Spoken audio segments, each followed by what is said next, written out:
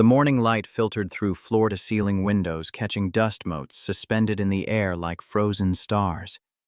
Elijah Thorne stood behind a podium he never imagined touching, wearing a suit he'd purchased with money that still felt unreal. The Zora Eleanor Memorial Automotive Training Center stretched behind him, 25,000 square feet of possibility carved from a neighborhood that had forgotten what possibility looked like. 200 faces watched him, cameras perched on tripods.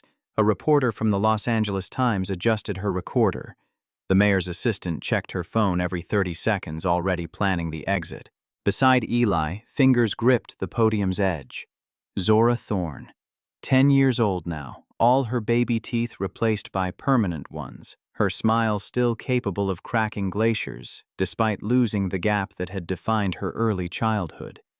Her hair was pulled into careful braids that had taken Eli 40 minutes this morning. His large hands more practiced now than 3 years ago, though she still giggled at his concentration. The Ferrari 488 GTB gleamed under halogen spotlights in the center of the lobby. $350,000 of Italian engineering, now mounted on a custom platform with a bronze plaque that read, "The car that changed everything." Eli's throat tightened. The words he'd rehearsed evaporated. 3 years ago I was invisible. Today 30 students will never be. Applause erupted. Zora squeezed his hand. The cameras flashed, and for one suspended moment, Elijah Thorne allowed himself to believe this was real, that a man who'd spent 6 months mopping floors could stand here, that justice sometimes arrived, that the truth didn't always lose. Then the memory hit him like a punch. The showroom, the heels clicking on marble. Diana Whitmore's smile sharp enough to draw blood. The scene dissolved. 3 years and 2 months earlier, the alarm screamed at 5:30 in the morning, the same way it had screamed every morning for 6 months. Eli's hand shot out muscle memory, silencing the shriek before it could wake Zora. The studio apartment in Santa Ana held its breath, 400 square feet of carefully managed survival where every item had its place because there was no room for chaos. Zora's corner bed sat against the far wall, surrounded by a fortress of stuffed animals she'd arranged in precise defensive formations. 7 years old, gap-toothed brilliant. Her science fair project, a papier-mâché volcano that was supposed to erupt last week, but still sat half-finished, occupied the card table near the kitchenette.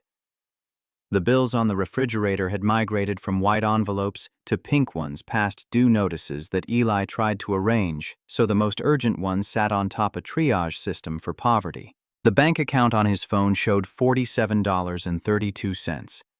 Rent was $950. It was due in 3 days. January 2026. The date would matter later, become a marker of before and after the hinge on which his entire life would pivot.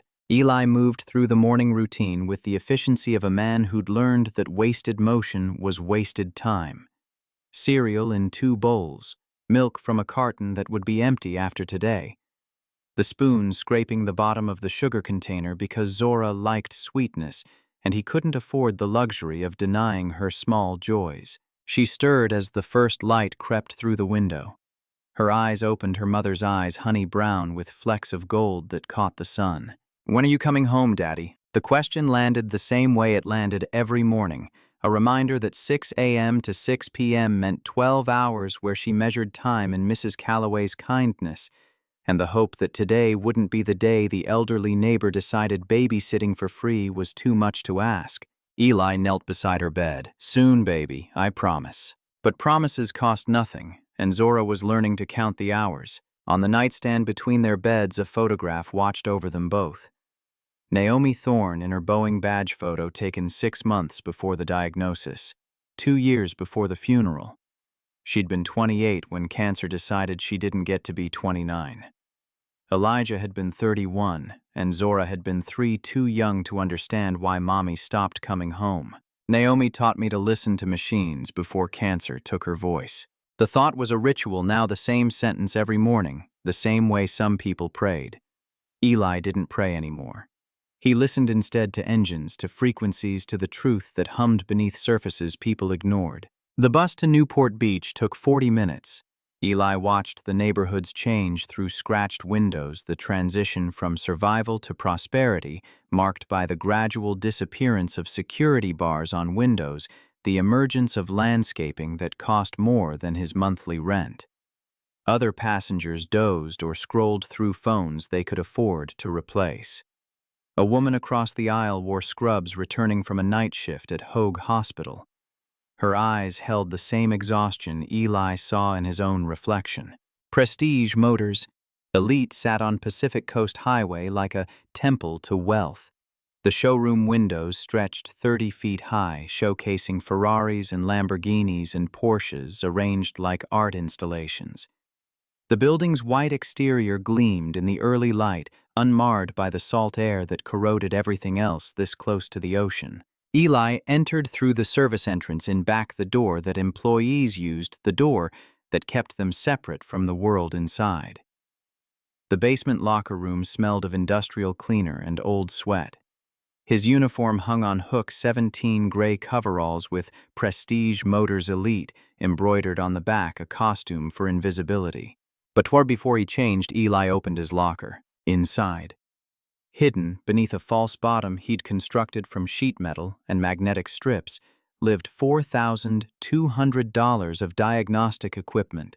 The infrared thermometer had cost 803 weeks of salary, the digital stethoscope $400, the vibration analyzer $350, the diagnostic tablet with custom software he'd coded himself based on Naomi's Boeing engineering notebooks $2,000. He'd saved for 3 years, eaten ramen 4 nights a week, slept in his car on weekends when rent was due to keep Zora fed.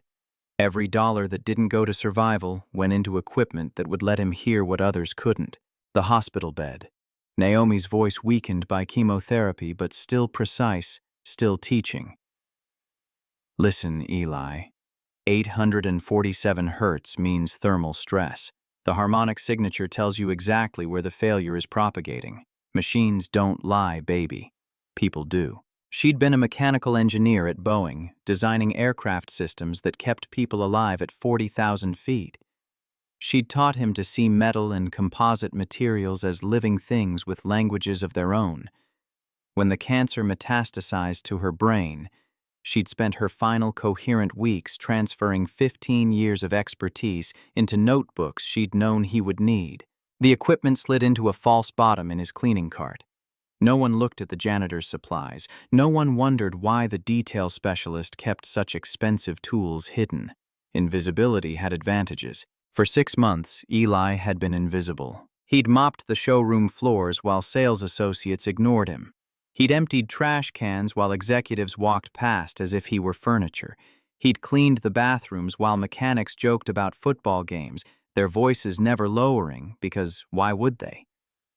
He was just the cleaning guy, and cleaning guys didn't matter enough to warrant discretion, but invisibility gave him access. He'd watched Diana Whitmore's Ferrari 488 GTB arrive 5 months ago, a personal vehicle she kept in the showroom as advertising.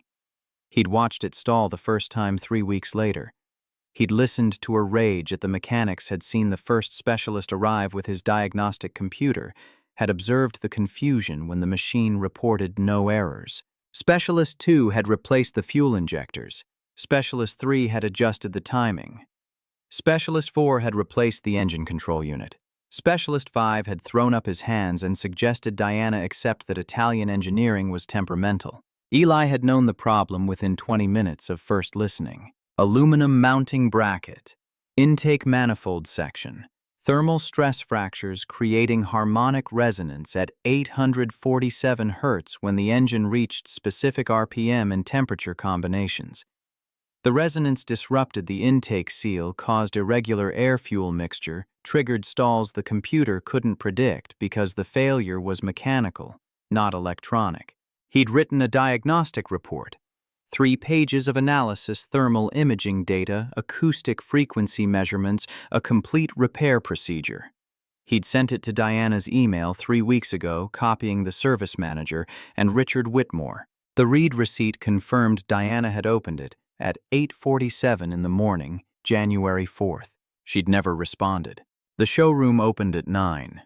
Eli was already on his third pass with the floor buffer when the first clients arrived, a couple in their 60s examining a Lamborghini Huracan, their voices hushed with the reverence reserved for churches and places where money spoke louder than prayer. Benjamin Cole nodded to him from across the showroom.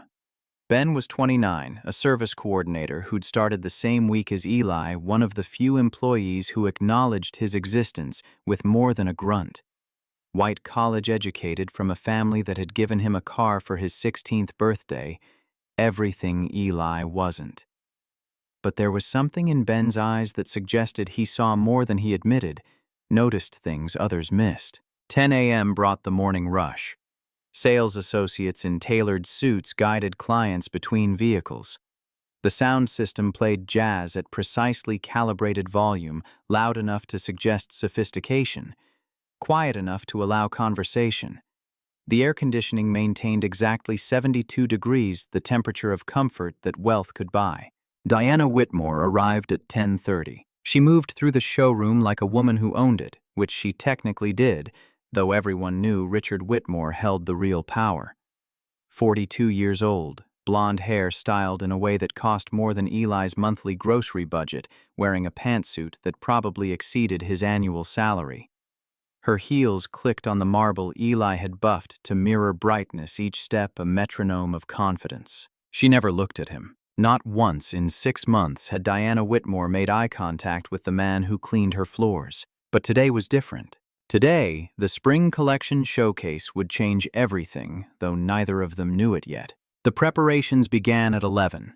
The events team erected a small stage near the Ferrari display. Caterers arrived with champagne and hors d'oeuvres that cost more per plate than Eli earned per hour.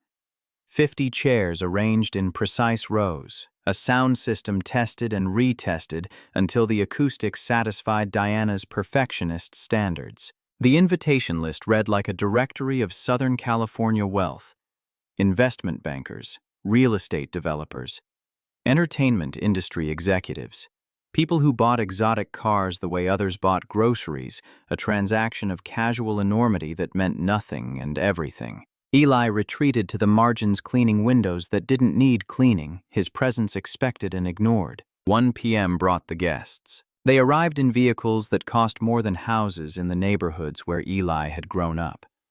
Ferraris driven to a Ferrari dealership, a redundancy of wealth. The valet parking attendants, all young, all male, all white, shuttled cars to the overflow lot with practiced efficiency. Margaret Ashford arrived in a Rolls-Royce Phantom, driven by a chauffeur who looked bored with luxury. She was 58, white, dressed in understated elegance that somehow cost more than the obvious displays around her. Eli had researched her after Ben mentioned she was considering a significant purchase, 15 exotic cars in her collection, $200 million in net worth. A reputation for walking away from deals the moment she sensed dishonesty. She scanned the showroom with eyes that missed nothing. Diana took the stage at 1:15. The crowd settled into their chairs, champagne flutes in hand, ready to be entertained.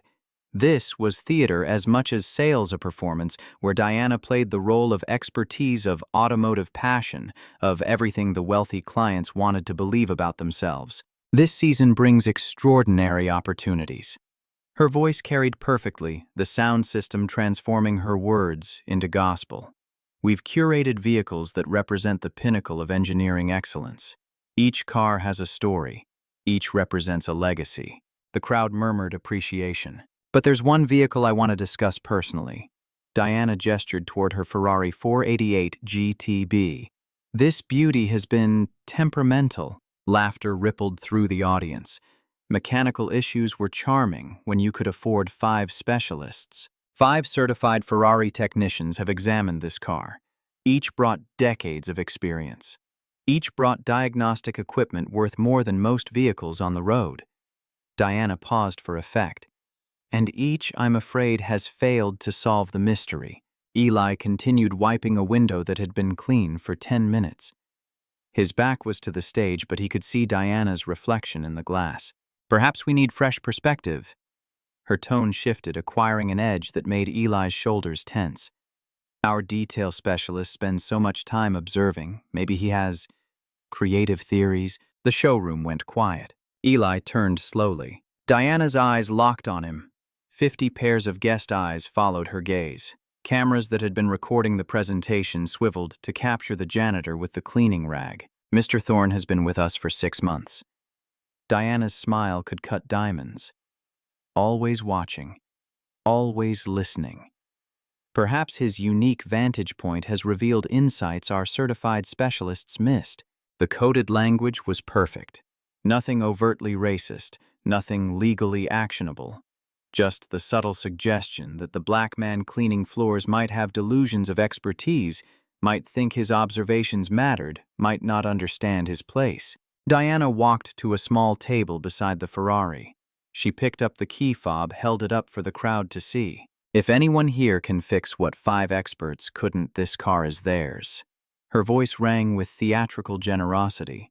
I'm a woman of my word. She placed the keys on the table with deliberate precision. The crowd watched. Cameras recorded. 50 witnesses to Diana Whitmore's public promise. Eli stood motionless. The cleaning rag hung from his hand.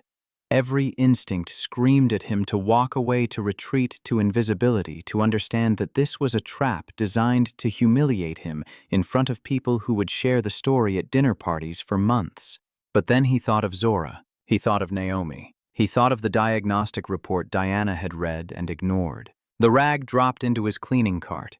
He walked toward the stage, his footsteps echoing in the silence. The crowd parted. Diana's smile widened, anticipating his surrender, his apology, his admission that he'd overstepped. Eli stopped 3 feet from her. I don't have theories, Mrs. Whitmore. The words came out calm, measured a man stating facts rather than opinions. I have answers. The silence deepened. Diana's smile flickered. For just a moment, something moved behind her eyes, surprise, calculation. Fear. Then the performance mask returned. How delightful. Her voice dripped with condescension. Then you have 1 hour. If you can fix what 5 certified specialists couldn't, the car is yours. She leaned closer, voice dropping to a stage whisper that carried to the front rows. But when you fail, Mr. Thorne, I'll expect your resignation on my desk by end of business today. The trap had closed. What Diana didn't know. What she couldn't know, because she'd never bothered to see him as anything more than hired help, was that Eli had already diagnosed the problem. He'd written the solution. He'd sent her the answer 3 weeks ago. She'd read it. She'd ignored it. And now she expected him to fail publicly to prove that expertise came from credentials and expensive training, not from a black man who learned from his dying wife's engineering notebooks. Eli walked to his car in the parking lot. The 1998 Honda Accord had 200,000 miles and a transmission that threatened failure every morning. But the trunk held his real diagnostic equipment, the tools he couldn't risk leaving in the dealership, the instruments he'd spent 3 years acquiring. He returned carrying a professional-grade diagnostic bag that cost more than his car. The crowd murmured. Cameras zoomed in. Diana's eyebrows rose fractionally. Margaret Ashford leaned forward in her chair. Eli approached the Ferrari with the careful deliberation of a surgeon approaching an operating table. The engine bay was already open. Diana had left it exposed as evidence of the mystery. He pulled out the digital stethoscope. Someone in the crowd laughed. A woman whispered to her companion. Is he seriously going to listen to it? Eli placed the stethoscope against specific points on the engine block. He closed his eyes. The world narrowed to sound, to frequencies most people couldn't distinguish, to harmonics that told stories about metal under stress. There. The resonance signature.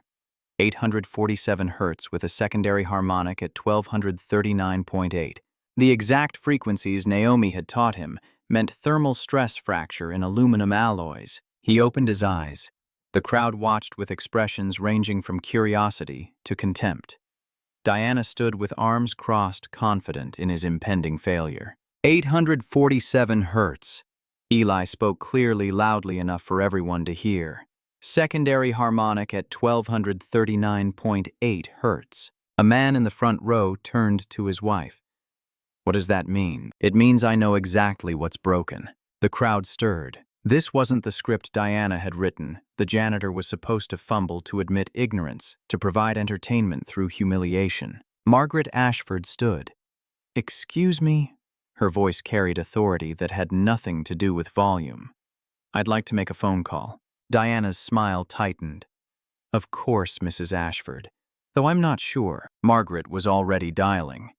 Within 30 seconds, she was speaking. "Sarah, it's Margaret. I need you at Prestige Motors immediately." "Yes, I'm serious. There's a diagnostic challenge you need to witness." She ended the call and looked at Diana. "Dr. Sarah Mitchell from UCLA will be joining us. She's a Ferrari consultant for their North American technical team. I'm sure you won't mind her professional opinion on Mr. Thorne's analysis." Diana's face went pale beneath her makeup.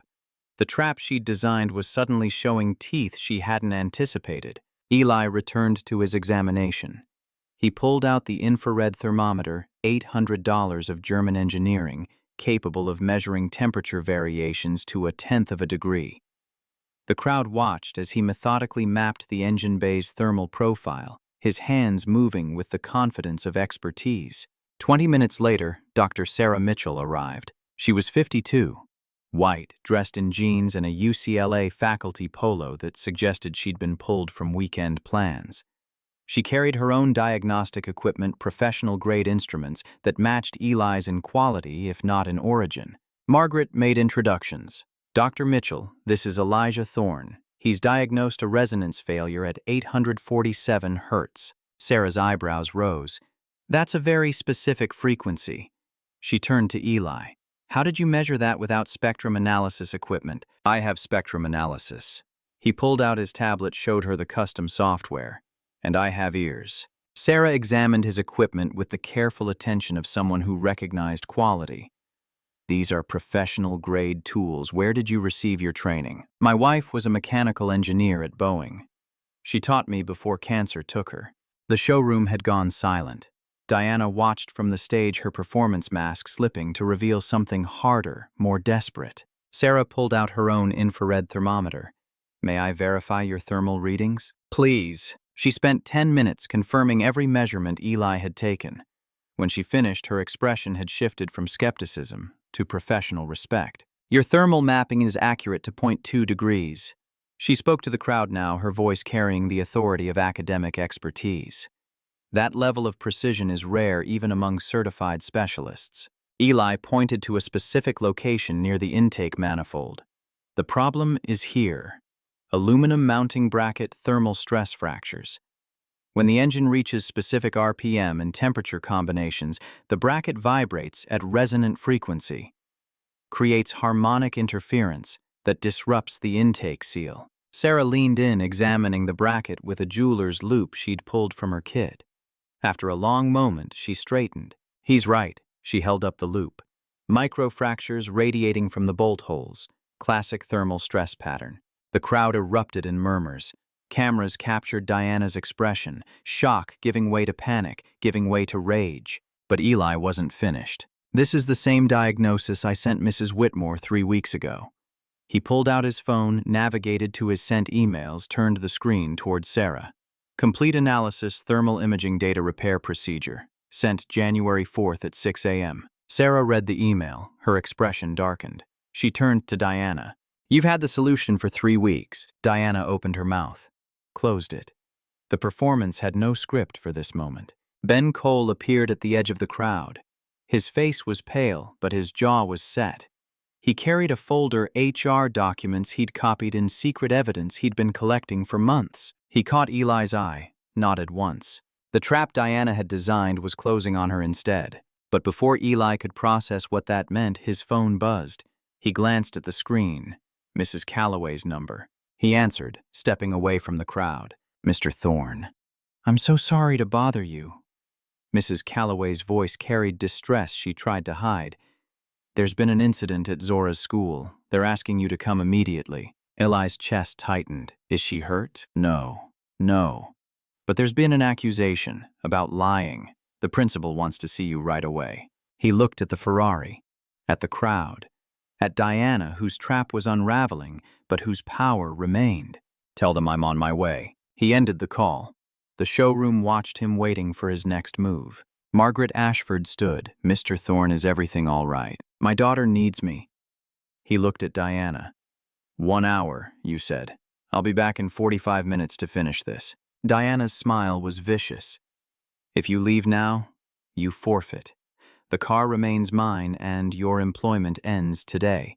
Eli thought of Zora, 7 years old, gap-toothed smile, believing her father when he said machines don't lie, that truth matters, that promises kept are worth more than promises broken. He thought of Naomi's voice. The truth is bigger than fear, Eli. Always. He met Diana's eyes. 45 minutes.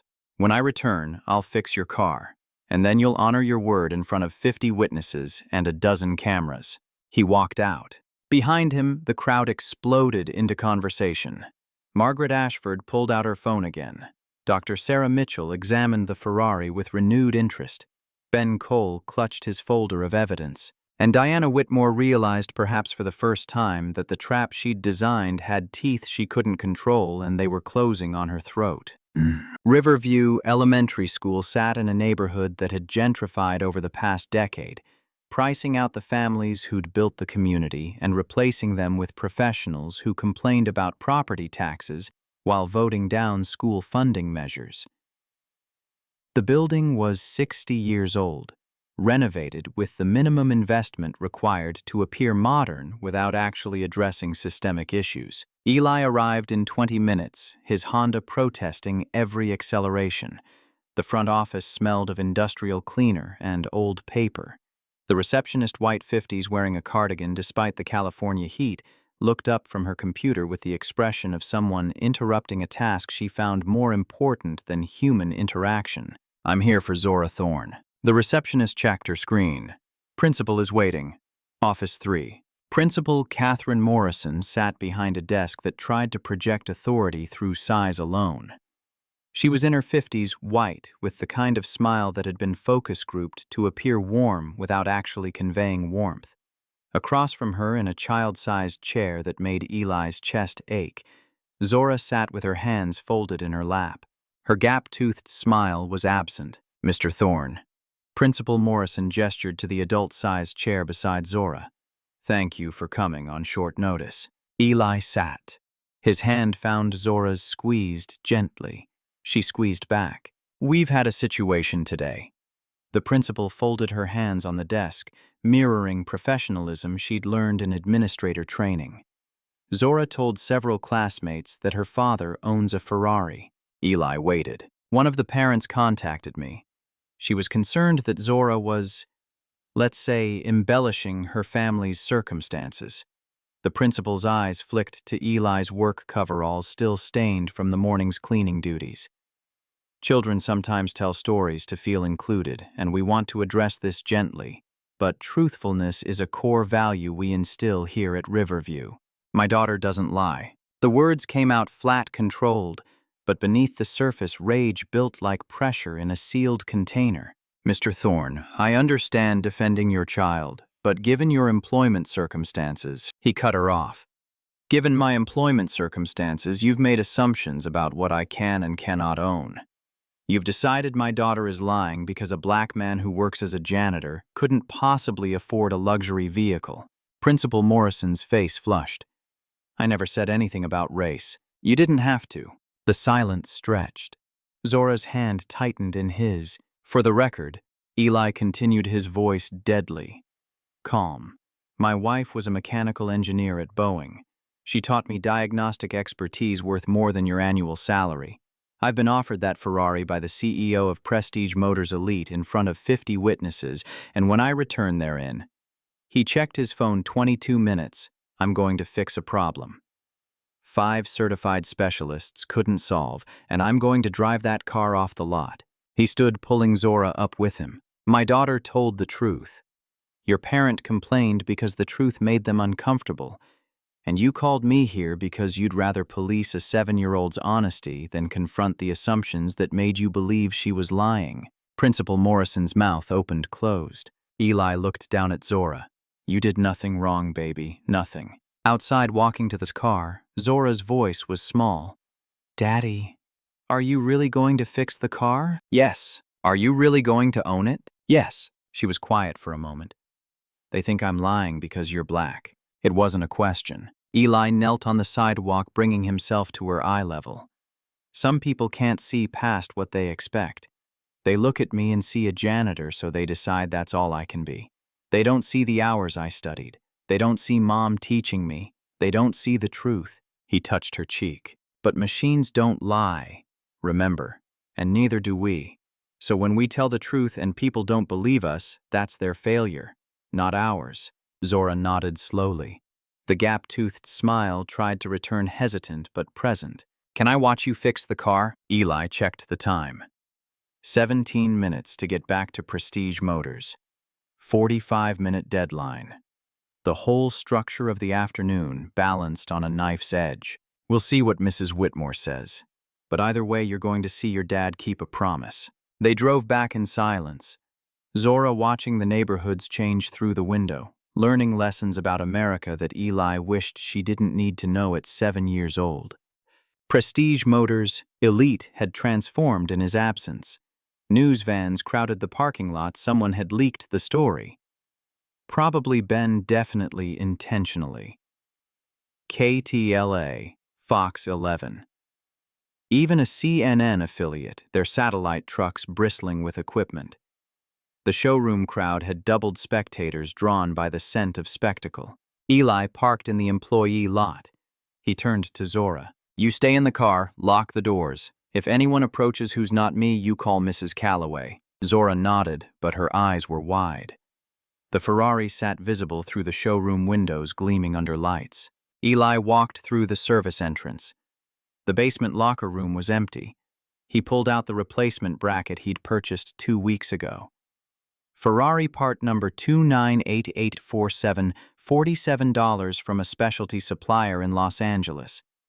The part sat in his locker waiting for this moment he hadn't known would arrive. When he emerged into the showroom, cameras swiveled to capture him. The crowd parted. Diana stood near the Ferrari, flanked by 2 lawyers Eli didn't recognize. Richard Whitmore had materialized from his office, watching from the second-floor balcony with an expression that revealed nothing. Eli checked his phone. 44 minutes since he'd left. 1 minute to spare. Diana's voice cut through the murmurs. Mr. Thorne, how gracious of you to return. I said 45 minutes. Here I am. He walked to the Ferrari. The crowd pressed closer. Margaret Ashford had moved to the front row, her phone recording everything. Dr. Sarah Mitchell stood beside her, professional interest overriding whatever plans she'd abandoned. Ben Cole appeared at Eli's elbow, his voice low. Marcus DeLuca is here. Specialist number 3. He's ready to talk. Eli glanced across the showroom. A man in his 50s, white, with Italian features, wearing the haunted expression of someone who'd traded integrity for money and found the price too high, stood near the entrance. The pieces were assembling. Eli pulled out the replacement bracket, held it up for the crowd to see. This is Ferrari part number 298847, aluminum mounting bracket for the intake manifold. Cost $47. He turned to Diana. The 5 specialists you hired, they all identified symptoms. None identified cause, because the cause is invisible unless you know exactly what temperature to examine it at. He pulled out his infrared thermometer. This bracket needs to be installed at exactly 73 degrees Celsius. Not 72, not 74. At 73 degrees, the thermal expansion coefficient of this aluminum alloy matches the cast iron mounting surface perfectly. Dr. Sarah Mitchell nodded slowly. That's aerospace-level precision. Where did you learn thermal expansion coefficients for Ferrari-specific alloys? My wife designed aircraft systems at Boeing. When you're building planes that fly at 40,000 feet, you learn that temperature variance of 1 degree can mean the difference between landing safely and falling from the sky. The crowd was silent. Diana's lawyers whispered urgently in her ear. Eli continued. Specialist number 3 installed this bracket at room temperature. Thermal misalignment created new stress points. The bracket failed again within 10 days. That's why your $5,000 repair lasted less than 2 weeks. He turned to Marcus DeLuca. Isn't that right, Mr. DeLuca? Marcus stepped forward. His voice shook, but his words were clear. Mrs. Whitmore paid me $10,000 to write a false diagnostic report.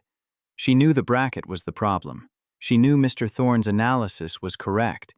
She wanted him to fail publicly. He pulled documents from his jacket: wire transfer confirmation, email exchanges, photos of the original fractured bracket. Diana's face drained of color. The lawyers grabbed her arm, whispered furiously. Richard Whitmore descended the stairs, moving with the controlled fury of a man watching his investment collapse. But Eli wasn't finished. He turned to the Ferrari, began the repair with surgical precision. The crowd watched in absolute silence as he removed the damaged bracket, examined the microfractures under magnification, showed them to Dr. Mitchell for confirmation. Then he began the heating process using a portable induction heater to bring the replacement bracket to exactly 73 degrees. The infrared thermometer displayed the temperature in real time on his tablet, projected onto the showroom wall so everyone could verify. 72.8, 73, hold. He installed the bracket with the careful deliberation of a man who understood that precision mattered more than speed. Torque wrench set to exactly 22 foot-pounds, diagonal pattern to distribute stress evenly. The installation took 12 minutes. When he finished, he stepped back. The engine bay gleamed under the showroom lights, the new bracket invisible among the mechanical complexity. Now we test. He climbed into the driver's seat. The interior smelled of leather and wealth, a world he'd observed but never inhabited. His hands touched the steering wheel, carbon fiber, hand-stitched, worth more than his car. The engine started on the first turn of the key. Not just running, singing. A pure, clean note that made several people in the crowd close their eyes in appreciation. Eli revved the engine once, twice, 3 times. Each time the response was immediate, smooth, flawless. He brought it to 3,200 RPM, held it there. Let the temperature climb to 92 degrees Celsius, the exact conditions that had triggered previous stalls. The engine purred. Dr. Sarah Mitchell pulled out her own diagnostic equipment, verified the acoustic signature. No harmonic resonance, no irregular frequencies, better than factory specification. She looked at the crowd. This is the cleanest diagnostic and repair work I've seen in 25 years of automotive engineering. Applause erupted. Cameras captured Diana's expression. Shock bleeding into desperation. Bleeding into rage. Richard Whitmore pushed through the crowd, grabbed Diana's arm, pulled her toward his office. Margaret Ashford stepped forward. Mrs. Whitmore made a promise in front of 50 witnesses. That promise was recorded by multiple cameras. The car belongs to Mr. Thorne. Diana jerked her arm from Richard's grasp. This is fraud. Conspiracy. He stole proprietary. Eli's voice cut through her panic. I diagnosed this problem 3 weeks ago. I sent you a detailed report. You read it at 8:47 a.m. on January 4th. You ignored it because accepting my expertise meant admitting that a black man cleaning your floors understood Ferrari engineering better than the specialists you paid $200 per hour. He pulled up the email on his phone, turned the screen toward the cameras. You knew I was right. You set me up to fail, and when I didn't fail, you tried to steal my victory. The showroom erupted. Reporters shouted questions. Guests pulled out phones recording sharing, turning a private humiliation into viral spectacle. Richard Whitmore's voice boomed over the chaos. Everyone out now, this is private property. But Margaret Ashford didn't move. Neither did Dr. Mitchell.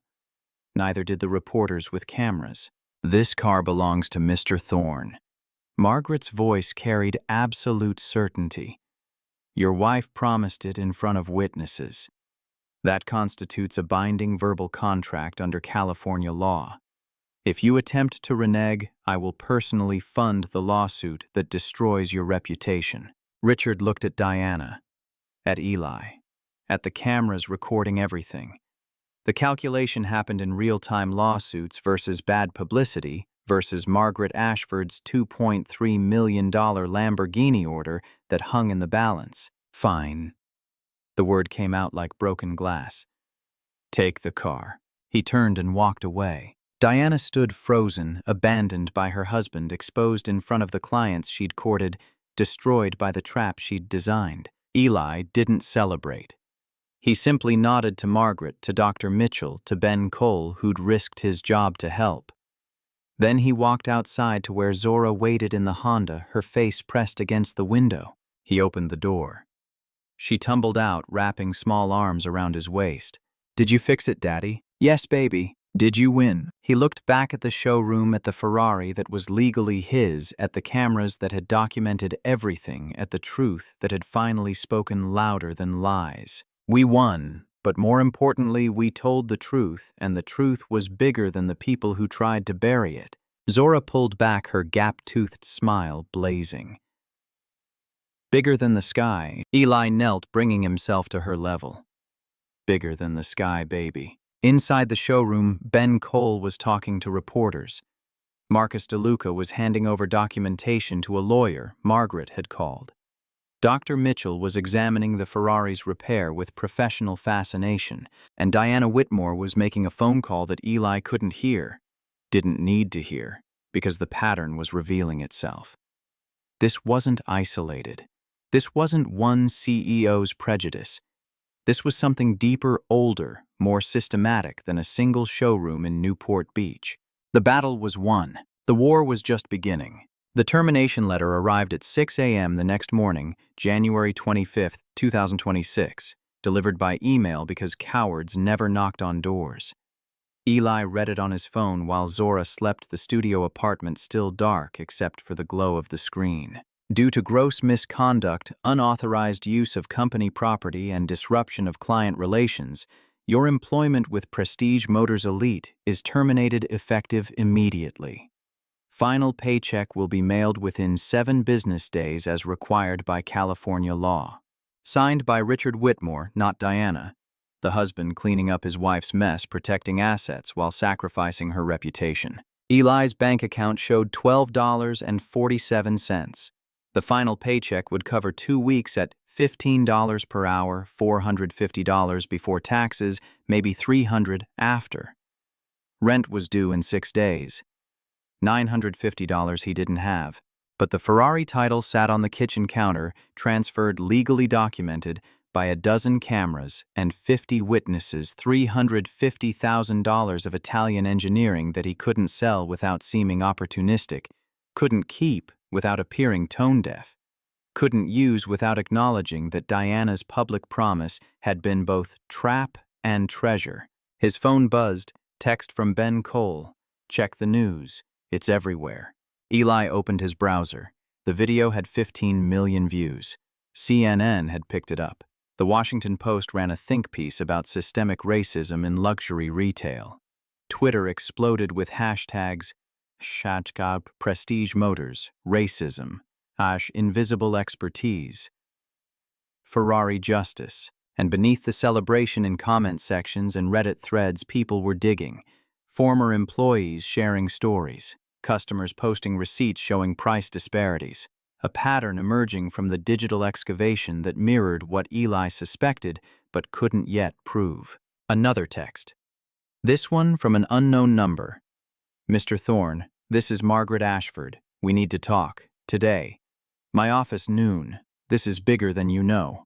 Zora stirred in her bed. Her eyes opened, found him in the pre-dawn darkness. "You're up early, Daddy." "Couldn't sleep, baby." She sat up, rubbed her eyes with small fists. "Are we rich now?" The question landed like a punch. How to explain to a 7-year-old that wealth was more complicated than ownership that the car represented? Victory and burden in equal measure, that being right didn't pay rent. "We have something valuable, but value isn't the same as money we can spend." Zora processed this with the seriousness she applied to math problems. "Can we still get breakfast?" "Always." Margaret Ashford's office occupied the top floor of a building in Laguna Hills that didn't advertise its purpose. No signage, no directory in the lobby, just a reception desk staffed by a woman who looked capable of ending careers with a phone call. Eli arrived at 11:45, 20 minutes early, because poverty had taught him that lateness was a luxury he couldn't afford. Zora stayed with Mrs. Calloway, the elderly neighbor who'd watched her for free through 6 months of Eli's invisibility, and who'd cried watching the viral video, whispering that Rosa would have been so proud. The receptionist led him to a conference room with floor-to-ceiling windows overlooking the Pacific. Margaret sat at a table that could seat 20 alone except for Dr. Sarah Mitchell and a man Eli didn't recognize 50s, black, wearing a suit that cost more than Eli's monthly salary used to be. Margaret stood. "Mr. Thorne, thank you for coming. This is Dr. Mitchell you remember from yesterday, and this is James Crawford, attorney specializing in employment discrimination and civil rights." Crawford extended his hand. "The video has been viewed by 23 million people as of this morning." My phone hasn't stopped ringing. "3 law firms want to represent you pro bono. The EEOC has opened a preliminary investigation, and you're about to have choices you didn't have 24 hours ago." Eli shook his hand, sat in the chair Margaret indicated. "I need to see what else exists beyond your personal experience." Crawford pulled out a laptop. "What you witnessed yesterday was individual discrimination, but patterns rarely exist in isolation. Do you have evidence of other incidents?" "Ben Cole gave me something." Eli pulled the USB drive from his pocket, set it on the table.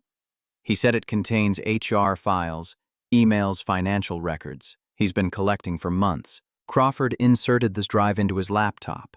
His fingers flew across the keyboard, eyes scanning rapidly. After 3 minutes of silence, he looked up. "This is substantial." He turned the screen toward Eli. 4 previous challenges identical to yours. All minorities. All set up to fail. All terminated or forced to quit within months. Margaret leaned forward. Names. Crawford scrolled. Keisha Taylor, 2022. Jerome Washington, 2023.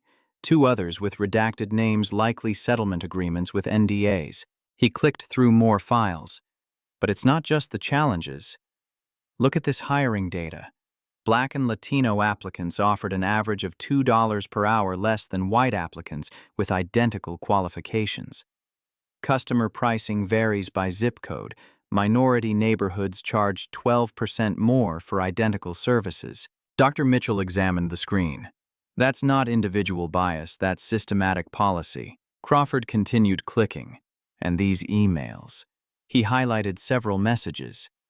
Diana Whitmore discussing maintaining client comfort and brand alignment.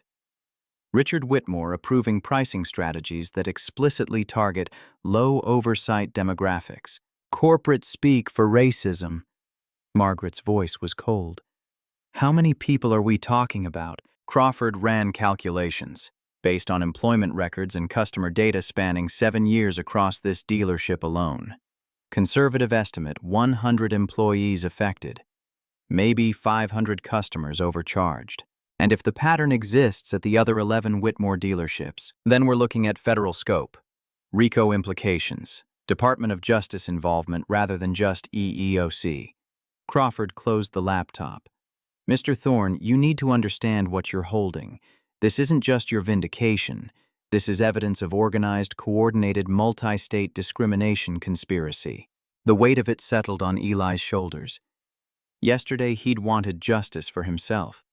Today, they were offering him responsibility for something that could destroy an empire. "What happens if I proceed?" Crawford's expression was grave. "Federal investigations take months. Civil litigation could take years. You'll be deposed, cross-examined, scrutinized. They'll investigate every aspect of your life looking for ammunition. And you'll face retaliation, not always legal, but real. And if I don't, then Diana gets fired. You keep the Ferrari and the system continues operating exactly as it has for 7 years. The video fades. The outrage moves on.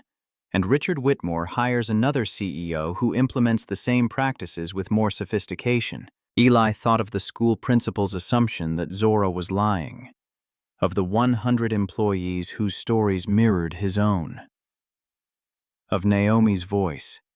Sometimes fixing the immediate problem isn't enough. Sometimes you have to redesign the entire system so the failure mode can't recur. "What do you need from me?" The next 72 hours moved with controlled urgency.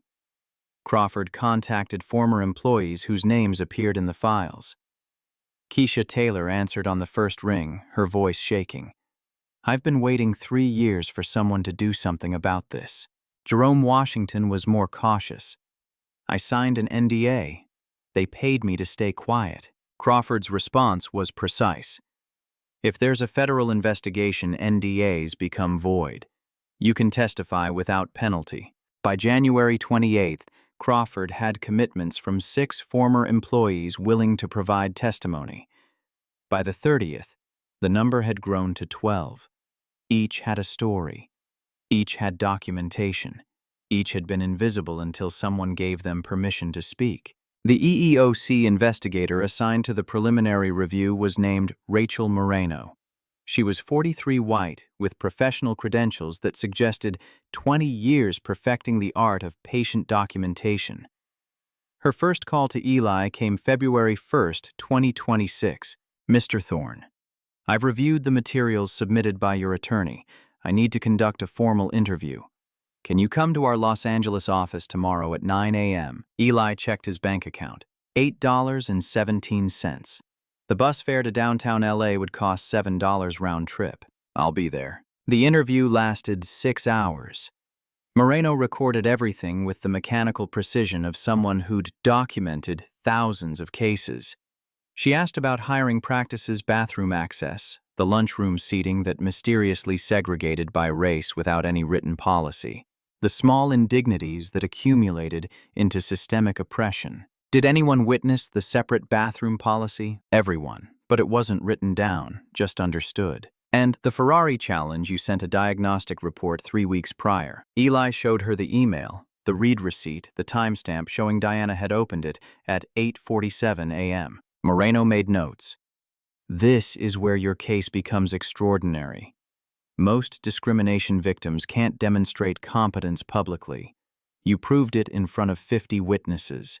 But it's still my word against Diana's about intent. Moreno smiled slightly about that. She turned her monitor toward Eli. An email filled the screen.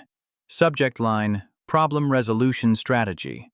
Sent from Diana's work account to her personal email with Richard Whitmore CC'd. The email detailed the Ferrari challenge in precise terms.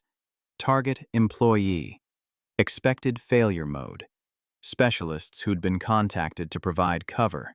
Even the phrasing Diana would use to make it seem spontaneous. Dated January 21st, 2026. 2 days before the showcase. She planned everything. Eli's hands trembled, documented it, sent it to her husband for approval. People who commit institutional discrimination often document their coordination meticulously. Moreno's voice was dry. It's one of the paradoxes. The need to coordinate requires communication, and communication creates evidence. How did you get this? Ben Cole provided Diana's email backup before he resigned. She hadn't deleted anything because she assumed no one would look. Moreno closed the file. This email, combined with Marcus DeLuca's wire transfer, combined with the pattern in HR files, gives us probable cause. The question is scope. She looked at Eli directly. Do we investigate just Prestige Motors Elite, or expand to the entire Whitmore Automotive Group? How many victims across all locations? Conservative estimate, based on employment patterns, 127 over 7 years. 127 people. 127 families. 127 stories of talent buried. Investigate all of it. The settlement offer arrived February 5th, hand-delivered by a process server at 10 p.m. because Richard Whitmore's lawyers understood that desperation flourished in darkness. $85,000. Immediate payment. Confidentiality agreement prohibiting any discussion of Prestige Motors. Diana Whitmore or Richard Whitmore. Non-disparagement clause. And a provision requiring Eli to surrender the Ferrari title in exchange for fair market value. Crawford called within minutes. They're trying to buy your silence before the federal investigation gains momentum. If you accept, the EEOC loses its most compelling witness. $85,000 would solve immediate problems. Rent, food, the transmission that finally failed in the Honda last week. How long until I'm broke if I refuse? With the Ferrari as an asset you can't liquidate, 3 months. Maybe 4 if you're extremely careful. And the EEOC investigation, 18 months minimum before findings. Longer before any compensation. So I can have money now or justice eventually, but not both. That's the choice they're giving you. Crawford's voice hardened. But there's a third option. We file civil suits simultaneously with the EEOC complaint. Seek emergency relief to prevent document destruction. Make this expensive enough that settling with you becomes cheaper than fighting. Eli looked at the bills on his refrigerator, reorganizing themselves into new configurations of urgency. File the suit. February 12th brought the first depositions. Richard Whitmore's lawyers had rented a conference room that cost more per hour than Eli used to make in a week. The lead attorney was Patricia Blackwood, 60s white, with professional cruelty, perfected over 40 years of defending corporations. Mr. Thorne. Her voice was pleasant conversational. Thank you for being here. I know this is difficult. Eli sat across from her, Crawford beside him, a camera recording every expression. Let's discuss your employment history before Prestige Motors. You worked various positions. Mechanic's assistant, parts delivery, never as a certified mechanic. I don't mean you have certification. I have expertise. Expertise you claim came from your late wife. Naomi Thorne was a mechanical engineer at Boeing. Yes. And she taught you automotive diagnostics while dying of cancer. She taught me for years before the diagnosis. The cancer didn't stop her being a teacher. It just gave us less time. Blackwood pulled out a document. Boeing has no record of Mrs. Thorne specializing in automotive systems. Her work focused on aircraft hydraulics. Aircraft hydraulics and automotive systems share fundamental principles. Heat transfer, fluid dynamics, material stress analysis. The scale is different, the physics aren't, but you're not an engineer. No. Never attended college. Couldn't afford it. So when you claim expertise, you're really claiming that informal education from a dying woman makes you more qualified than certified specialists with decades of formal training. I'm claiming that I diagnosed a problem 5 specialists missed. The Ferrari runs now. That's not a claim, it's a documented fact verified by Dr. Sarah Mitchell from UCLA. Blackwood shifted tactics. The repair cost $47 in parts. 5 specialists spent $8,000 and failed. Doesn't that seem improbable? Improbable that I succeeded, or improbable that they failed. That a man with no credentials could outperform experts. Only if you assume credentials guarantee competence. Eli leaned forward slightly. Those specialists were looking at computer readouts. I was listening to the machine itself. Computers report what they're programmed to find. Machines tell the truth about their actual condition. Sometimes truth speaks louder than data. The line landed. Crawford's expression flickered with approval. The deposition continued for 4 more hours. Questions about Eli's finances designed to paint him as opportunistic. Questions about his relationship with Ben Cole suggesting conspiracy. Questions about his arrest at 19 for trespassing at a beach party implying criminal tendency. But Eli remained steady, answering precisely, never volunteering information beyond what was asked, letting facts speak because facts didn't require embellishment. When it ended, Crawford walked him to the parking lot where Margaret had loaned him a vehicle. A modest Toyota, nothing ostentatious but reliable transportation that wouldn't strand him. You did well. They didn't get what they wanted. What did they want? An emotional outburst, an inconsistency, something to make you seem unreliable. Crawford unlocked his own car. They got none of it, which means they'll escalate. The escalation came February 15th. News leak to conservative outlets. Luxury dealership worker staged viral video for fame and fortune. Anonymous sources claiming Eli had planned the confrontation deliberately provoked Diana fabricated the diagnostic report after the fact. Social media erupted with bot accounts questioning his expertise. Reddit threads suggesting the Ferrari repair had been simple, that any competent mechanic could have done it, that Dr. Sarah Mitchell had been paid to validate fraud. Margaret called at midnight. They're trying to destroy your credibility before the next round of depositions. If they can't win on facts, they win by making you unreliable. Can they succeed? Depends on what they find. Everyone has something in their past. Eli's credit score was 520 because medical debt from Naomi's cancer had destroyed their finances. His employment history was spotty because no one hired black men without credentials. The arrest at 19, though charges were dismissed, remained on record. None of it was relevant to whether Diana had committed discrimination. All of it would be used to suggest he deserved what happened. Diana Whitmore's deposition was scheduled for February 20th. Eli wasn't allowed to attend, but Crawford received the transcript within hours. She'd aged visibly in the 3 weeks since the showcase. The confidence that had carried her through years of discrimination was gone, replaced by something more desperate, more cornered. The key exchange came during hour 3. Blackwood: Mrs. Whitmore, did you plan the Ferrari challenge in advance?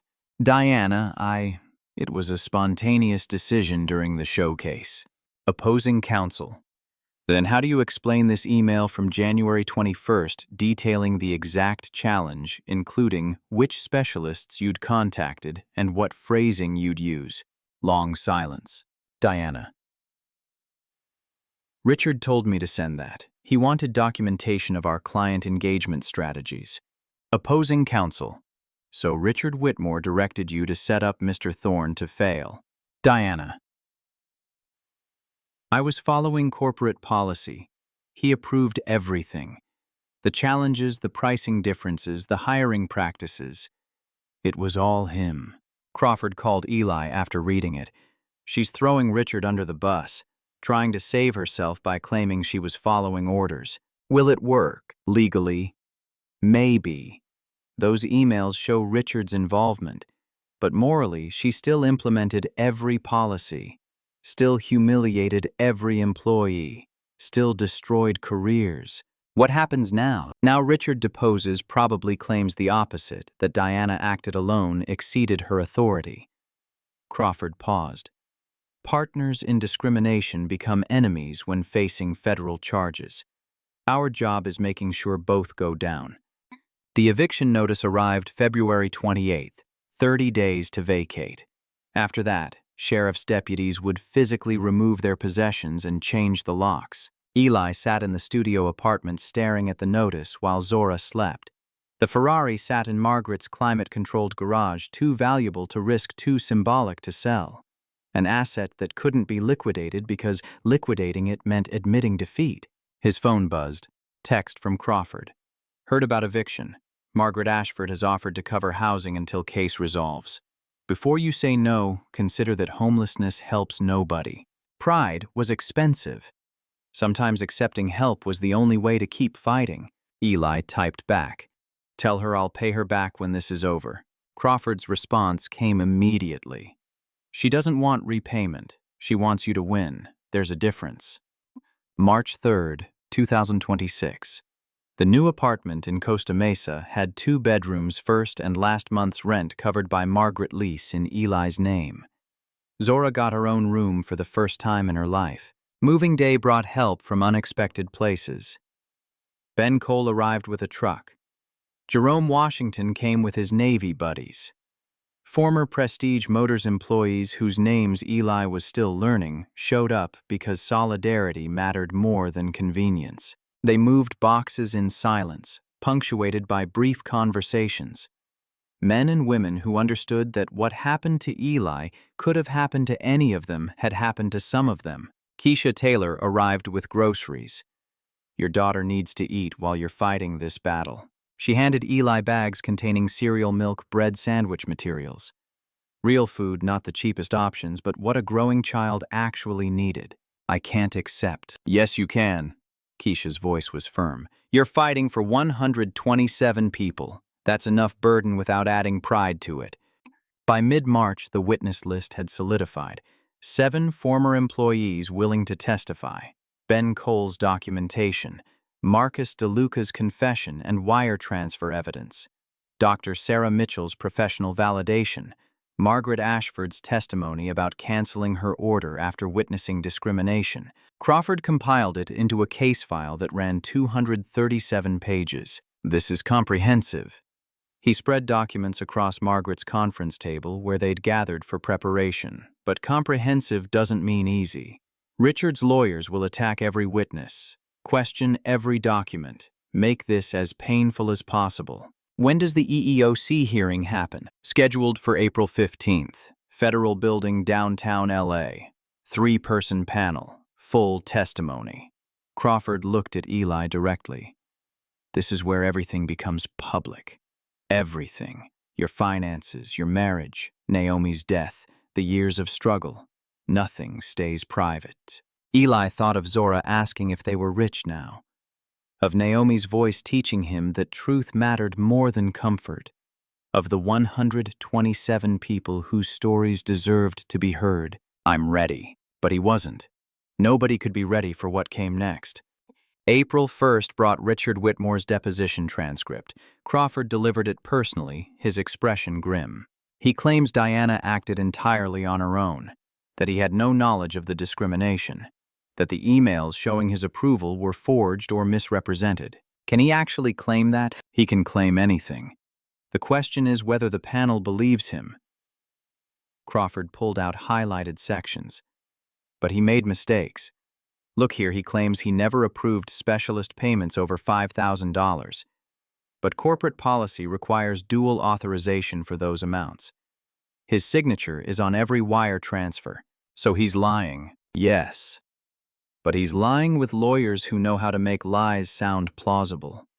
Crawford closed the file. The hearing will determine whose lies are more obvious. April 10th, 5 days before the hearing. Eli sat with Zora helping her with homework when his phone rang. Unknown number. Hello, Mr. Thorne. This is Gabrielle Morrison. I was employee number 3 in those files Ben gave you. I signed an NDA 3 years ago, but my lawyer says if there's a federal investigation, I can testify without penalty. Her voice shook. I need you to know what Diana did to you. She did to me, set me up with an impossible task, paid a specialist to lie, fired me for incompetence. I took the settlement because I had student loans and no prospects, but I'm ready now. Eli closed his eyes. How many others are there? Gabrielle was quiet for a moment.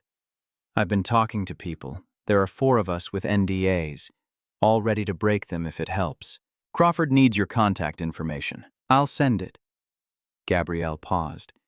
Thank you for going first, for being brave enough to fight when the rest of us were too scared. I'm not brave, I just didn't have a choice. You had a choice.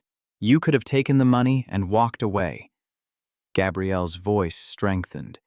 You chose to fight. That's the definition of brave. After she hung up, Zora looked up from her math worksheet. Who was that daddy? Someone who's been waiting for permission to tell the truth. Zora considered this seriously. Like when you fixed the Ferrari. Like when I fixed the Ferrari. And like when you told the truth to your principal even though she didn't believe you. Zora's gap-toothed smile appeared. Machines don't lie, Daddy. People do, but people can change their minds. Yes, baby, sometimes they can. April 14th, the night before the hearing. Eli tucked Zora into her own bed in her own room, in an apartment he didn't have to share with her sleeping space. You nervous about tomorrow, Daddy? A little. Will the bad lady be there? Yes. What if she lies again? Then we'll have documents that prove she's lying. Truth doesn't need volume, baby. It just needs evidence. Zora was quiet for a moment. Mommy would be proud of you. The words hit harder than Eli expected. His voice caught. You think so? I know so. Because you're doing what she taught you. Listening to what's broken and fixing it. After Zora fell asleep, Eli sat in the living room with Naomi's engineering notebooks spread across the coffee table.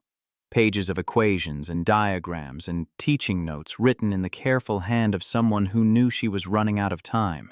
The last page contained a note dated 3 weeks before she died. Eli, if you're reading this, I'm gone. I'm sorry I couldn't stay. But I need you to know something.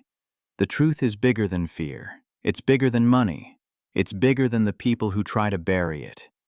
And when you give it a chance to speak, it roars. Don't be afraid to let it roar, my love. The world needs to hear what you know. Eli traced her handwriting with his finger. Tomorrow in a federal building in downtown Los Angeles, he would let the truth roar. For Naomi. For Zora. For 127 people who'd been invisible too long.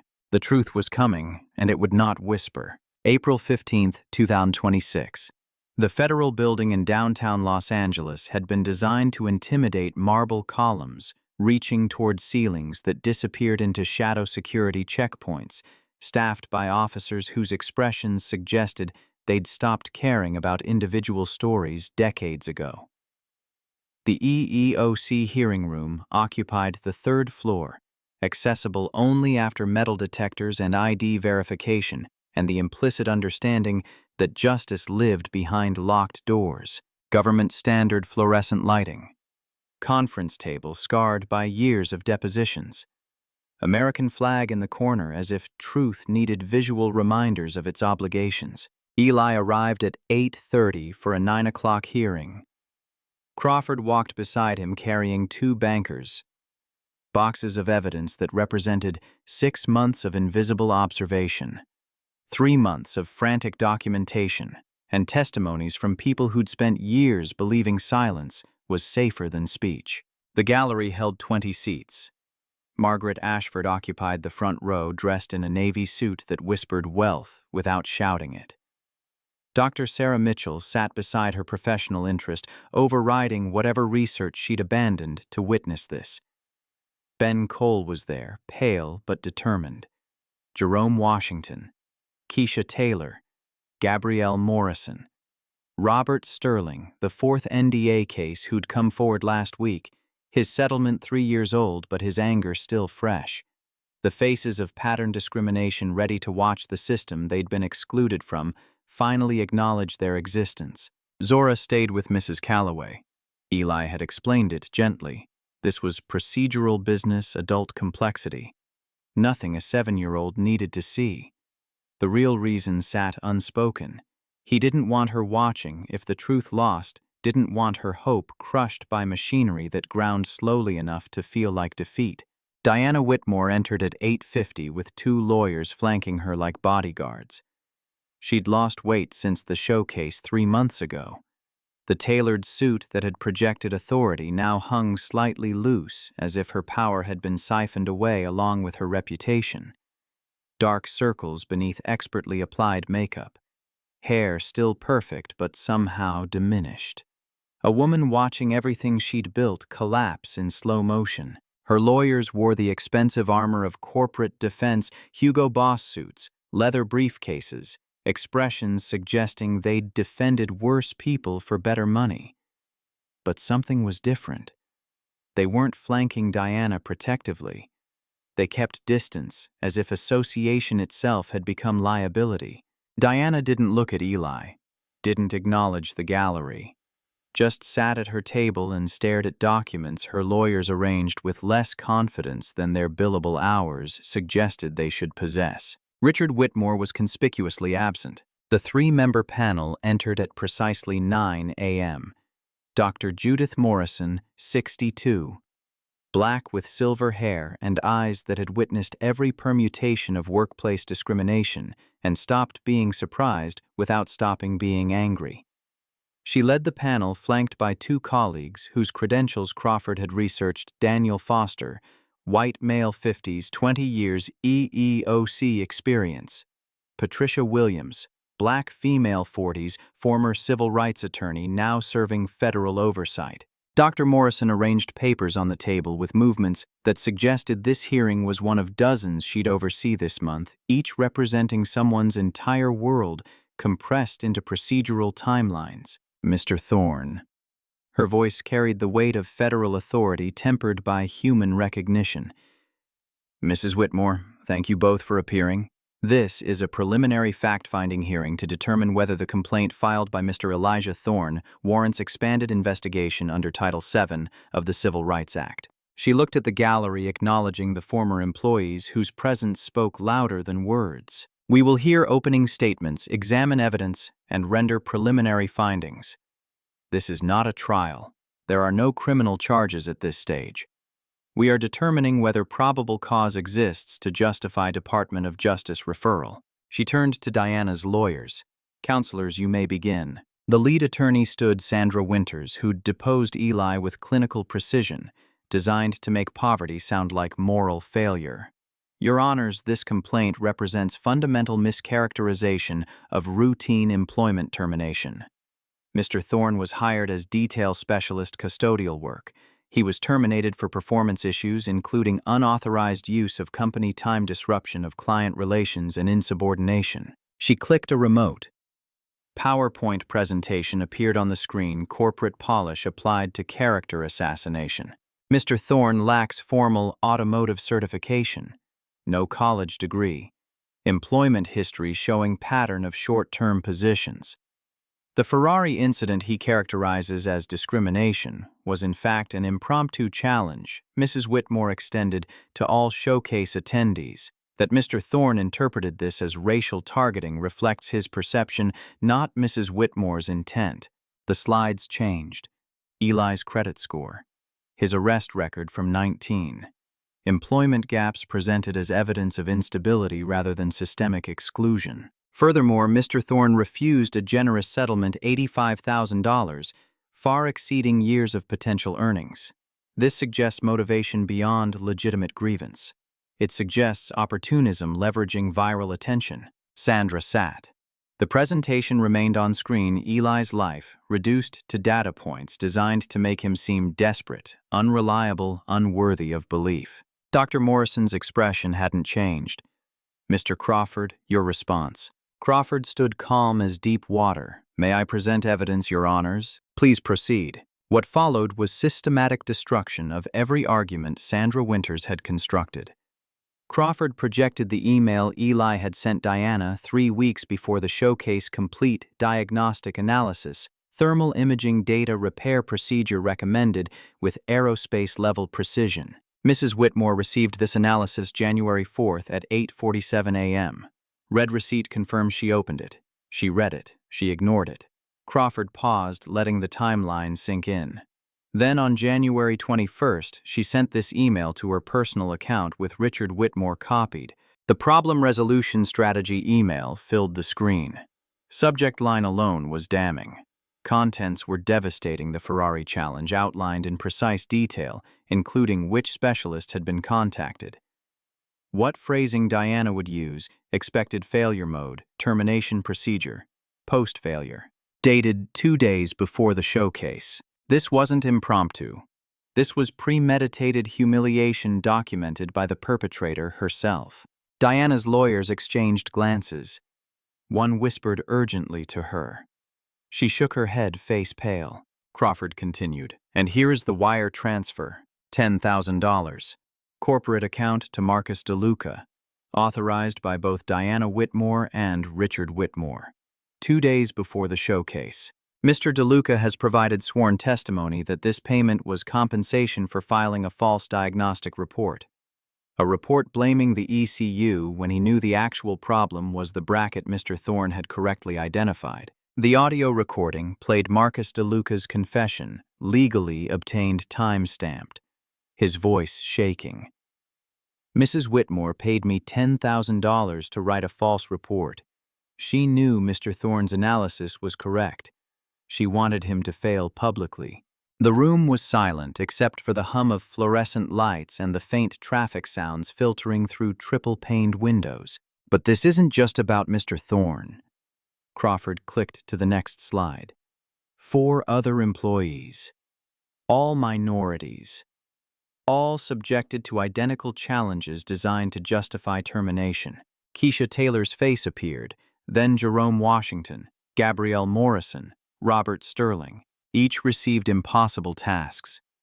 Each was set up to fail through specialist payments identical to Mr. DeLuca's. Each was terminated for incompetence that was manufactured, not actual. Crawford projected the pattern dates, challenges, outcomes, settlements, paid to buy silence. Mrs. Whitmore has implemented this strategy for 6 years. Challenge minority employees publicly. Ensure failure through sabotage or misinformation. Fire them. Pay them to stay quiet. Repeat.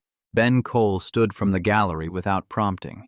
Your Honors, may I provide testimony? Dr. Morrison nodded. State your name and relationship to this proceeding. Benjamin Cole. I worked at Prestige Motors Elite for 5 years as service coordinator. I witnessed every incident Mr. Crawford described. I collected documentation because I knew it was wrong, but I lacked courage to speak until Mr. Thorne's case made silence impossible. He walked forward, handed a second USB drive to Crawford. This contains additional evidence I compiled after submitting the initial files. Email exchanges between Diana Whitmore and Richard Whitmore discussing problem employees and optimal resolution strategies. Financial records showing customer pricing varies by demographic. Crawford projected the data. Spreadsheets showing price variations by zip code. Minority neighborhoods charge 12% more for oil changes. Brake repairs, diagnostic work. The pattern was statistically undeniable, mathematically precise. This is institutional policy, not individual biases. Dr. Morrison leaned forward. Mr. Cole, you said 5 years. Did management know about these pricing disparities? Diana approved them. Richard designed them. Ben's voice was steady now, confession bringing clarity. Corporate office tracked it in quarterly reports as market optimization strategy. They knew. They profited. They continued. Crawford moved to the next layer. Corporate memos appeared Richard Whitmore's directives about maintaining client comfort and brand alignment. Coded language that meant keeping minorities invisible, limiting advancement, ensuring they remained in positions where clients wouldn't see them. This isn't rogue discrimination. This is corporate policy implemented across multiple locations. Documents from 7 other Whitmore dealerships. Identical hiring disparities.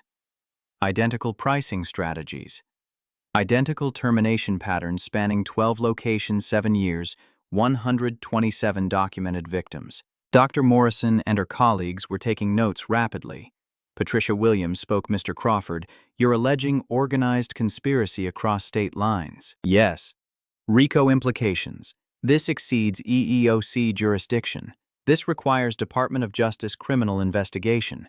Diana's lawyers whispered frantically. Sandra Winters stood face flushed. Your Honors, these allegations are... Mrs. Whitmore.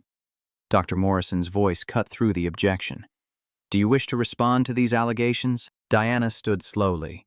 Her lawyers grabbed her arm.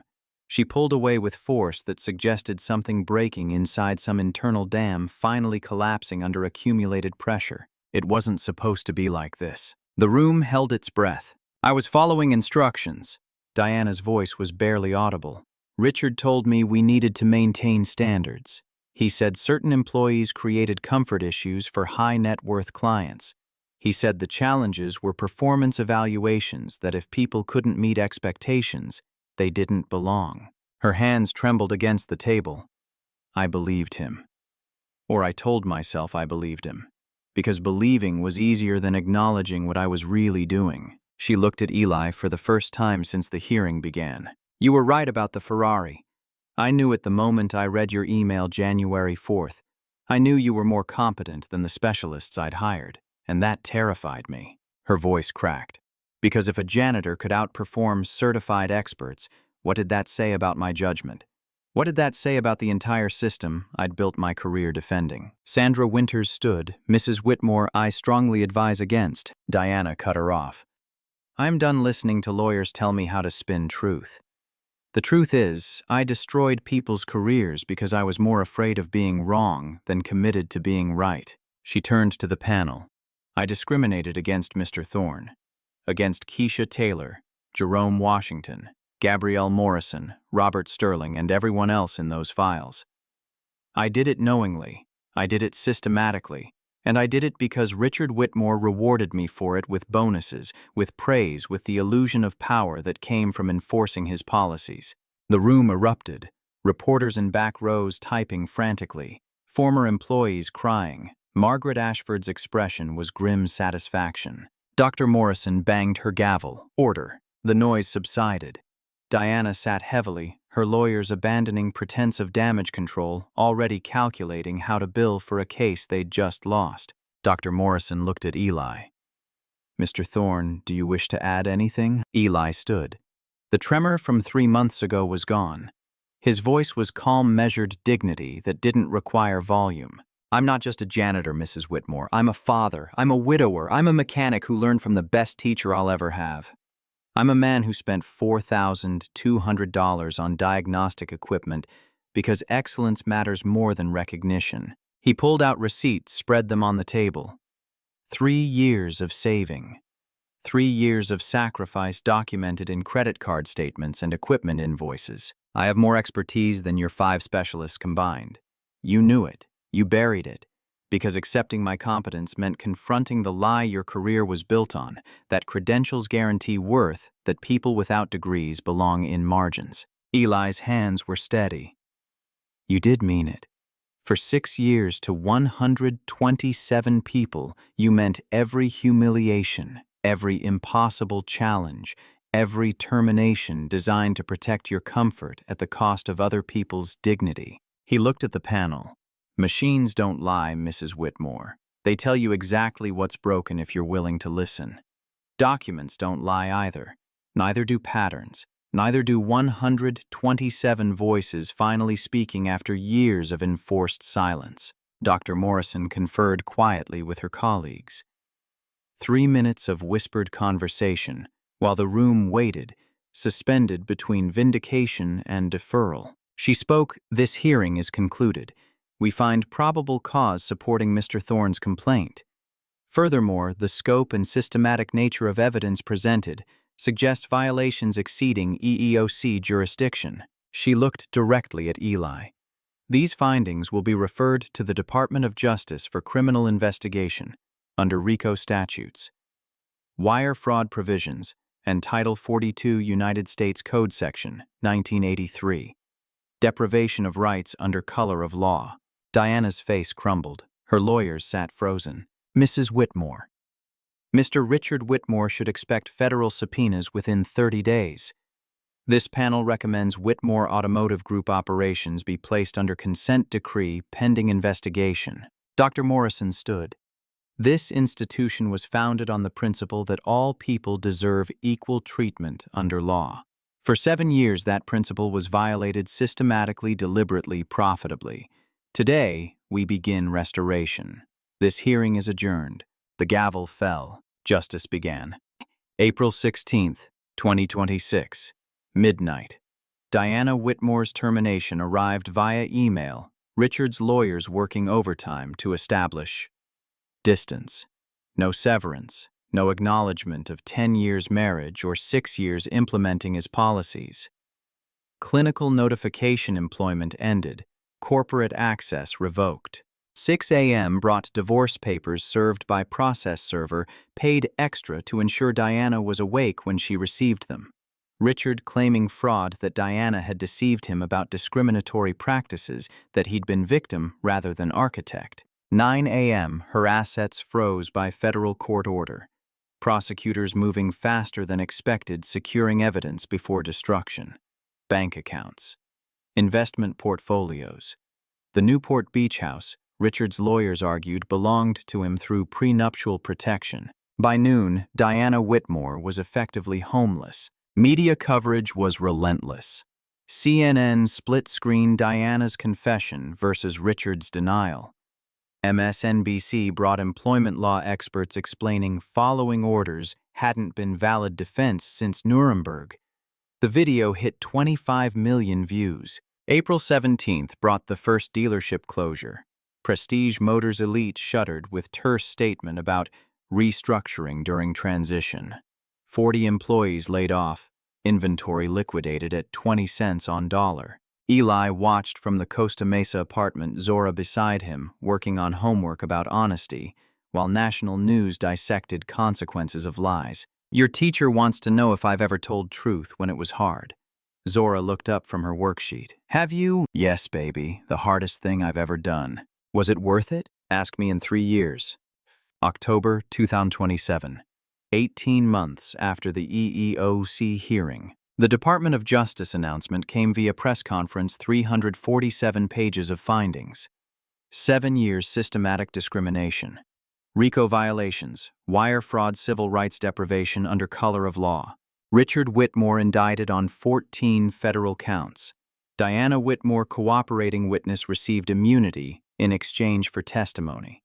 The remaining Whitmore dealerships, 6 of original 12 still operating, placed under federal consent decree requiring 7 years mandatory monitoring. Settlement fund established $3.2 million. 127 victims receiving compensation determined by independent arbitrator reviewing documented damages. Eli's share was $85,000, exact amount Richard had offered to buy his silence 18 months earlier. The irony noted by every news outlet covering the story. But money mattered less than what accompanied it. March 2028. The California State Assembly voted 67-13 to pass Assembly Bill 2847, officially titled the Thorn Act. The law prohibited employment challenges based on protected class status, mandated reporting of discriminatory pricing practices, created whistleblower protections for employees reporting workplace discrimination, imposed penalties severe enough that compliance became cheaper than violation. Governor signed it on Sacramento Capitol steps. Eli and Zora, 9 years old now, missing both front teeth but smiling anyway, stood beside him for photographs. The cameras captured her hand in his as politicians explained how one man's courage had changed an industry. Opportunities multiplied. UCLA formalized the research assistant position, $30 per hour, 20 hours weekly, full tuition benefits for graduate school in mechanical engineering. Margaret's consulting arrangement became official, $750 hourly, 20 hours monthly minimum. The math was staggering. UCLA $2,400 monthly, Margaret's facility $15,000, public speaking $5,000 to $10,000 monthly. Eli went from $12 in his account to stability that felt unreal. He kept the Costa Mesa apartment, drove the Honda until transmission finally failed, replaced it with modest Toyota. Put Zora in better school, but not best school, because comfort differed from excess, and he'd learned from watching Richard Whitmore that excess corrupted. The Ferrari remained in Margaret's garage, driven once to UCLA to show engineering students what expertise looked like when it refused invisibility once to Keisha Taylor's house, to let her sit behind the wheel and remember competence mattered more than credentials. The rest of the time it was symbol. Evidence truth could win. Proof machines didn't lie, and neither should people. April 2029. 3 years and 2 months after Diana Whitmore dropped Ferrari keys as trap. The morning arrived clear Los Angeles spring at its most forgiving. Eli woke at 5:30. Old habits died hard. But this time Zora was already awake, too excited to sleep. "Today's the big day, Daddy. Today's the big day, baby." They drove to Watts in the Toyota, the Ferrari transported separately by Margaret's team for display purposes. The Zora Eleanor Memorial Automotive Training Center gleamed in morning light, 25,000 square feet, funded by Margaret's wealth community donations and surprising contribution from Richard Whitmore's bankruptcy settlement, $400,000 designated specifically for training next generation. Whether genuine remorse or strategic image rehabilitation didn't matter. Money taught skills either way. 200 people filled the lobby by 9 a.m. News crews, former victims, industry executives whose companies had implemented Thorn Act compliance, politicians who'd voted for reforms they barely understood but couldn't afford to oppose. 30 students sat front rows. 15, Black, 8 white, 4, Latino, 3, Asian, diversity that came from removing barriers rather than enforcing quotas. Each selected through blind skill assessments, hands-on competence, evaluated without knowing names, faces, backgrounds.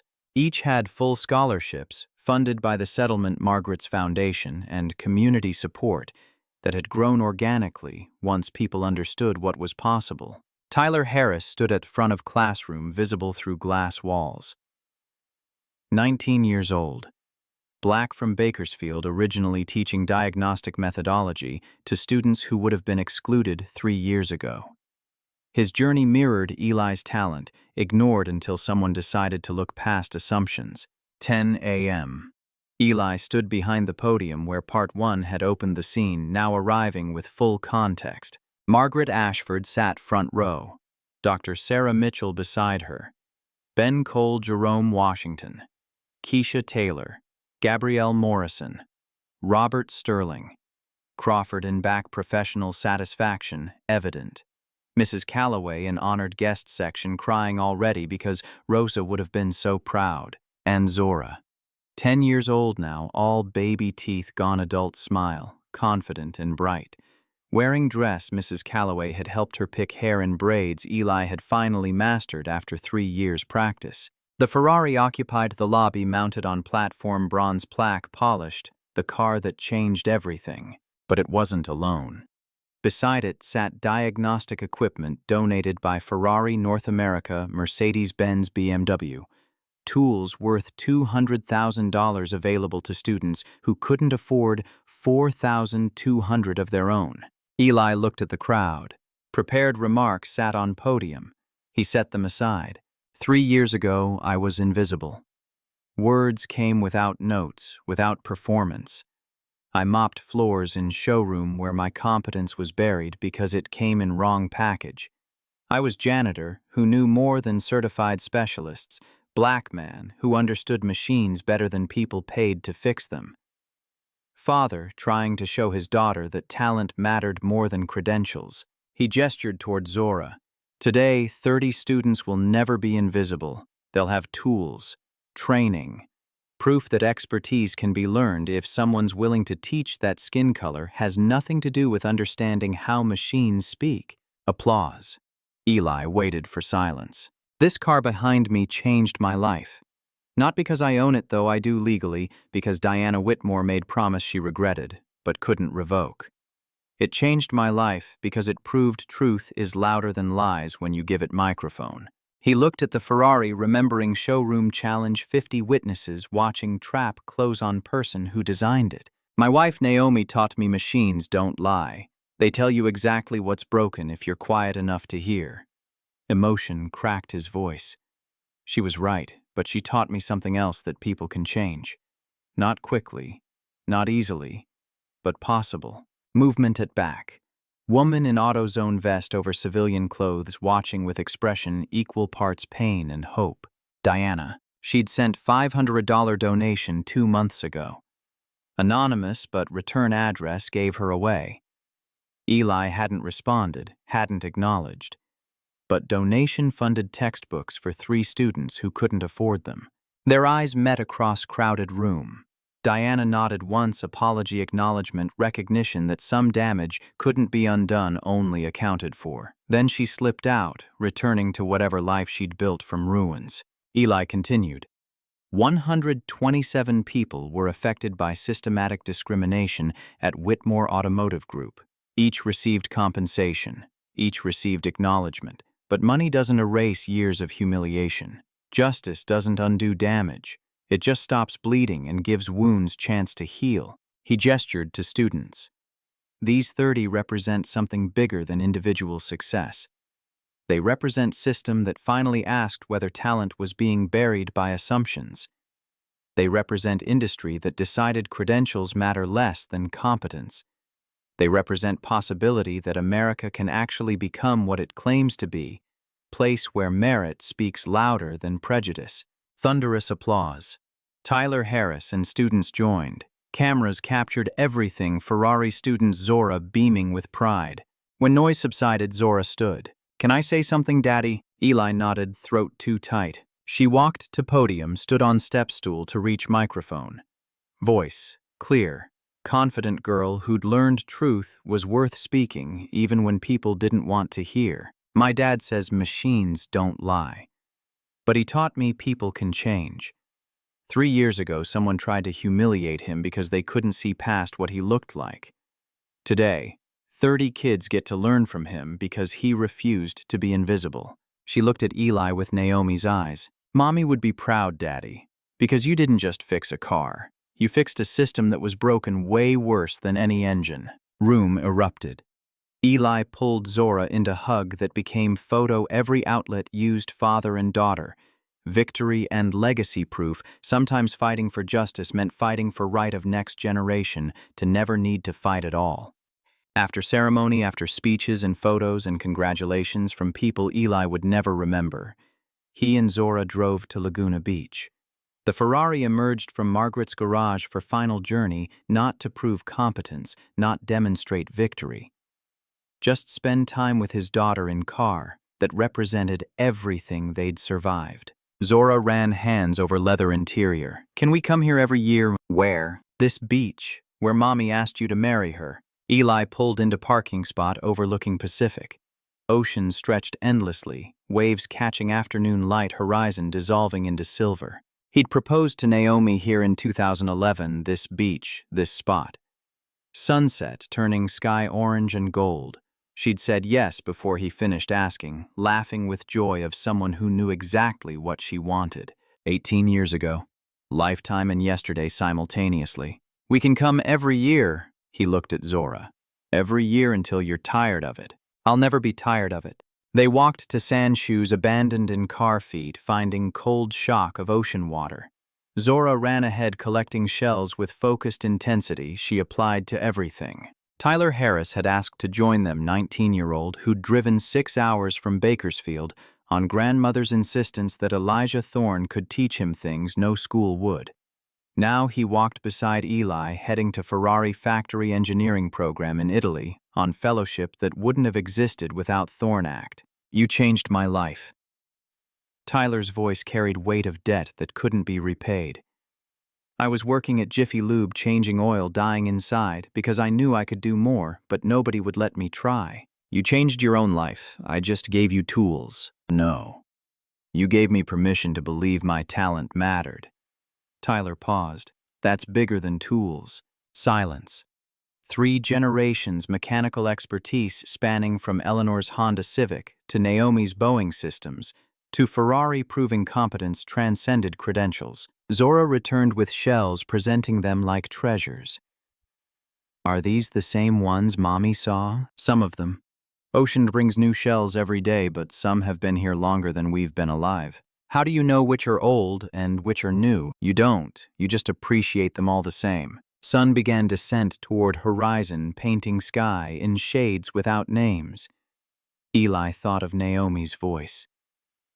Truth is bigger than fear, bigger than money, bigger than people who try to bury it. When you give it a chance to speak, it roars. She'd been right. Truth had roared. 127 voices heard after years in forced silence. Industry forced to examine assumptions business models were built on. 30 students given opportunities that wouldn't have existed without someone refusing to stay invisible. Zora looked up. What's next, Daddy? Question she'd asked 3 years ago in different context when homelessness threatened and justice seemed distant. Now, with stability and vindication achieved, question carried different weight. We've changed our corner of the world, baby. Now we help others change theirs. How? By teaching. By showing people talent exists everywhere if you're willing to look.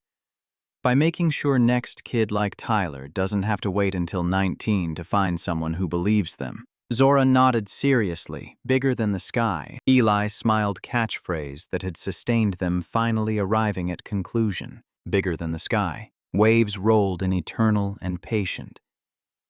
Ferrari sat in parking lot, symbol of victory that didn't need driving to matter. Tyler stood beside them, future secured by present sacrifice. And somewhere in space between memory and hope, Naomi's voice whispered that machines don't lie. That truth finds volume when given permission, that sometimes fixing one problem creates blueprints for fixing thousands more. Sun touched horizon. Sky blazed orange and gold and purple. Zora's hand found Eli's small fingers gripping tight. They'd changed their corner of the world, and the world slowly, relentlessly, beautifully had changed them back.